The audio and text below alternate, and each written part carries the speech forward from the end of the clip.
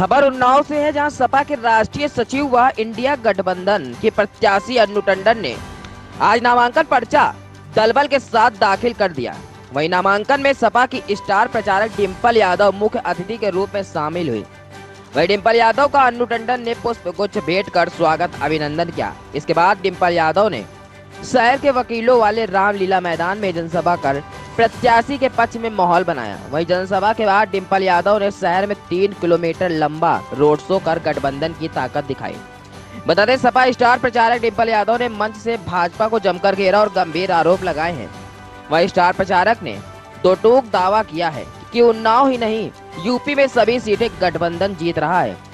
भाजपा को घेरते हुए कहा कि 10 सालों में देश का वातावरण बिगड़ा है, विकास का चयन दिया गया है जो नहीं हो सका, सरकारी नौकरी निकालते ही फिर रद्द कर देते हैं, जो सोची समझी साजिश है जिससे कि युवाओं को नौकरी न मिल सके, नौकरियों में आरक्षण खत्म करने का काम किया जा रहा है। मंच से युवाओं पर फोकस करते हुए कहा कि युवा देश का भविष्य है, आप ही बदलाव करेंगे, बीजेपी सरकार को उखाड़ फेंकने का आह्वान। वहीं युवाओं को अपनी जिम्मेदारी समझनी होगी। 10 सालों में किसान नौजवान सब परेशान हैं। अग्निवीर योजना लाकर देश के जाबाजों का सम्मान गिराया है। वहीं महंगाई से किसान परेशान है, किसान की फसल को आवारा मवेशी बर्बाद कर रहे हैं। वहीं सपा स्टार प्रचारक डिम्पल यादव ने कहा कि सरकार बताए पुलवामा हमले के बाद क्या किया, हमले का जिम्मेदार कौन था। पूर्व राज्यपाल सतपाल मलिक ने पुलवामा हमले के दौरान एयरक्राफ्ट मांगे थे, क्यों नहीं दिया। पूर्व राज्यपाल सतपाल मलिक ने पुलवामा को लेकर जो कहा है वो किसी से छिपा नहीं है। हम वीर सैनिकों के बलिदान को भूल जाते हैं, लेकिन इस बार किसी भी कीमत पर भूलना नहीं है। गठबंधन प्रत्याशी को जिताए और लोकतंत्र को बचाओ। बीते 10 सालों में सरकार ने हर वर्ग के साथ अन्याय किया है। धन्यवाद देना चाहूंगी कि आपने इस कार्यक्रम को क्या है, और आज सब यहाँ पे आए हैं, यहाँ पे लोग नजर आ रहे हैं, तो ये बता रहे हैं कि आप हैं। और जितने लोग मेरे सामने आज नजर आ रहे हैं, आप सब कहीं न कहीं समाजवादी पार्टी की प्रत्याशी हमारी अन्नू टंडन को यहाँ से विजयी बनाने का कार्य कर रहे हैं। हम सभी जानते हैं कि 2024 का चुनाव है, महत्वपूर्ण चुनाव होने जा रहा है, और ये आज क्या है वो बहुत ही विभिन्न। मैं समझती हूँ कहीं ना कहीं देश का वातावरण बिगड़ा है और दिक्कतें हैं, जो असुविधाएं हैं, जो समाज का हर वर्ग, आज युवा वर्ग हो, चाहे वो हमारे किसान भाई, चाहे वो हमारा जवान हो, आज सब अपने आप को कहीं ना कहीं पिछड़ा समझ रहे हैं, क्योंकि आज जो विकास कार्य जिसका भरोसा दिया गया था, जिसका वचन दिया गया था, वो कोई भी कार्य मौजूदा 10 साल की सरकार और उत्तर प्रदेश की 7 साल की सरकार पूरा नहीं कर पाई है। आज उत्तर प्रदेश युवाओं का प्रदेश है, लेकिन रोजगार और नौकरी के मामले में यह जीरो है। जो जीरो टॉलरेंस की बात करते हैं, आज जो प्रदेश की हालात है, जो बड़ी संख्या में आज हमें युवा नजर आ रहा है, आप बताइए कोई भी नौकरी या रोजगार आज यह सरकार उपलब्ध करा पा रही हो। पेपर लीक के माध्यम से लगातार ये लोग नौकरियां निकालते हैं और फिर उन्हें निरस्त कर देते हैं। कहीं ना कहीं ये सोची समझी साजिश के तहत हो रहा है, क्योंकि ये नहीं जानते हैं कि नौकरियों में जो आरक्षण प्राप्त है, जो आपका हक, सम्मान और अधिकार है, कहीं ना कहीं षड्यंत्र के तहत ये इसको भी हटा देना चाहते हैं। तो मेरे युवा साथियों से अपील है कि ये भविष्य आपका है और ये प्रदेश भी आप ही का है। तो ऐसे प्रदेश से ऐसी सरकार को हटाइए जिसने आपके भविष्य से खिलवाड़ किया है कहीं ना कहीं, क्योंकि आने वाले समय में जिम्मेदारी आपके परिवारों की आपके कंधे में होगी। जो परिवार वाले नहीं है वो कैसे जानेंगे कि जिम्मेदारी क्या होती है परिवार की। अरे क्या कर रहे हो भाई, नीचे रखो तो यार। ये आप सभी की जिम्मेदारी है कि आप अन्नू टंडन को भारी मतों से जिताने का काम करें, क्योंकि जब अन्नू टंडन जीतेंगी तो केंद्र की सरकार तो हटेगी। इसी के साथ कहीं ना कहीं उत्तर प्रदेश की सरकार भी डगमगाएगी।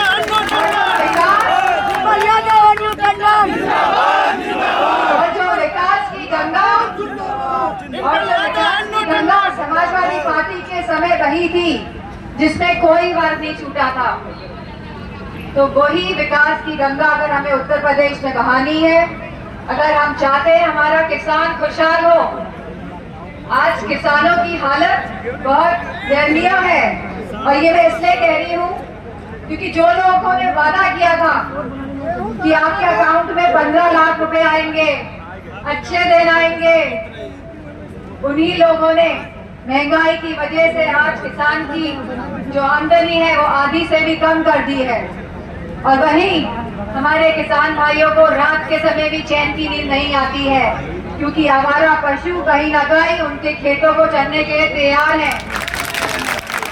और वहीं इस सरकार ने जो हमारा किसान का बेटा कहीं ना कहीं जवान की नौकरी करता था, फौज में भर्ती होता था, इस सरकार ने वो फौज की नौकरी भी कहीं ना कहीं अग्निवीर जैसी योजना लाके हमारे किसान, हमारे जवान दोनों को मायूस करने का काम किया है।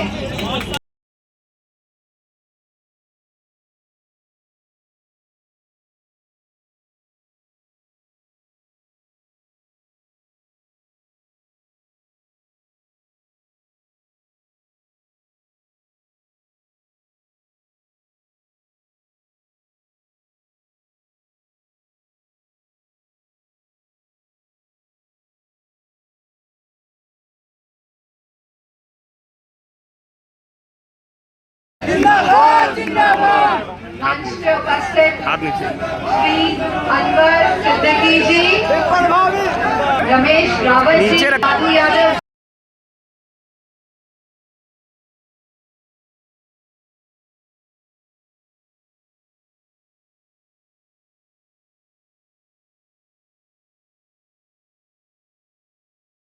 देश का भी सम्मान गिराने का काम किया है।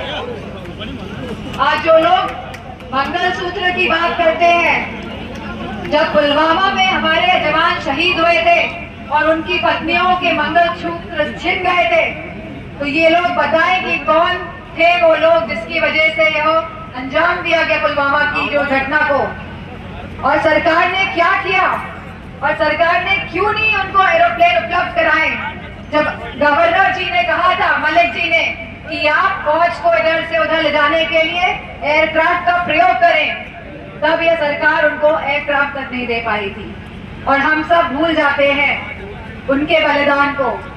तो इस बार किसी को भूलना नहीं है, क्योंकि अलग अलग विचित्र तरह के भटकाने वाले मुद्दे यह सरकार लेके आती है, जिससे कि आप भूल जाएं कि पिछले 10 सालों में किस तरह अन्याय का प्रकोप इस सरकार ने सभी वर्गों के लोगों पर किया है।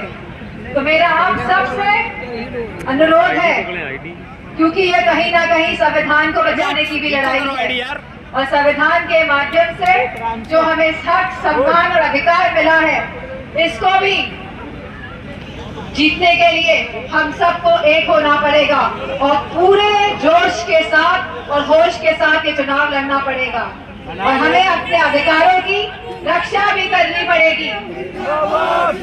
और यह उत्तरदायित्व अब आप सबके कंधों में है कि आप इस लोकतंत्र की रक्षा करें, और हर लोग जो आज यहाँ उपस्थित हैं, आप सब लोग लोकतंत्र और संविधान के रक्षक बने।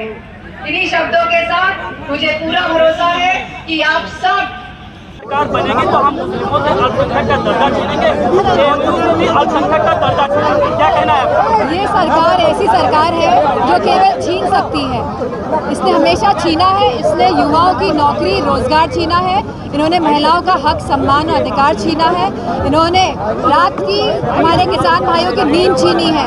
तो जो सरकार खाली छीनने की बात करती है, तो आप उनकी मानसिकता को समझिए। और मैं समझती हूँ पूरा देश आज लोकतंत्र और संविधान को बचाने की लड़ाई में लग गया है, और विजयी होगा इंडिया ब्लॉक का गठबंधन। ईडी गठबंधन को ठगबंधन कह रहे हैं प्रधानमंत्री, गठबंधन को ठगबंधन बताया जा रहा है। ईडी गठबंधन को प्रधानमंत्री ठगबंधन कह रहे हैं। देखिए आप गलत बोल रहे हैं, आपके दिमाग में ईडी चल रहा है। ईडी ये इंडिया गठबंधन है सबसे पहली बात, क्योंकि आप भी जानते हैं कि क्योंकि आप लोग भी जानते हैं कि ईडी के माध्यम से कैसे हर वर्ग को डराया जा रहा है, चाहे हमारे बिजनेसमैन हो, चाहे हमारे पॉलिटिशियंस हो, राजनेता हो, उनको ईडी और सीबीआई के माध्यम से डराने का अगर कोई काम कर रहा है तो वो भारतीय जनता पार्टी कर रही है। प्रधानमंत्री जी का एक बयान और सबसे ज्यादा चर्चा में है। उन्होंने कहा कि अगर इंडिया गठबंधन जीतता है, उनकी सरकार बनती है, तो ये औरतों के मंगलसूत्र छीन लेंगे। मैंने इसका जवाब मैंने मन से दिया। मैंने बोला कि आप बताइए, जब पुलवामा जैसी घटना हुई, जब आप हमारे फौजी भाइयों को एयरक्राफ्ट नहीं उपलब्ध करा पाए, तो क्या उनकी जो पत्नियां थी, जब उनका मंगलसूत्र छीना, तो क्या आप चिन्हित कर पाए कि किसकी वजह से इतनी बड़ी घटना को अंजाम दिया गया? आज तक सरकार ना चिन्हित कर पाई है, ना बता पाई है कि एयरक्राफ्ट हमारे फौजी भाइयों को उपलब्ध क्यों नहीं कराए गए। उन्होंने साथ साथ एक बात और कही है कि ये आपका हक मुस्लिम घुसपैठियों में बांट देंगे। आज पूरा पीडीए यानी कि पिछड़ा, दलित, अल्पसंख्यक, आदि आबादी और अगड़े जो अपने आप को जो वंचित हैं, आज सब जानते हैं कि किस तरह का माहौल है। किसी भी वर्ग के पास, चाहे हमारा युवा हो, चाहे हमारा किसान हो, चाहे हमारी महिलाएं हो, चाहे हमारा जवान हो, किसी को भी हक, सम्मान और अधिकार नहीं मिल रहा है। खाली कुछ पूंजीपतियों के हाथ देश की सारी पूंजी जा रही है। वहीं हमारा देश और हमारा प्रदेश दोनों ही कहीं ना कहीं पिछड़ रहे हैं। मैडम, कन्नौज से क्या अखिलेश यादव लड़ेंगे चुनाव?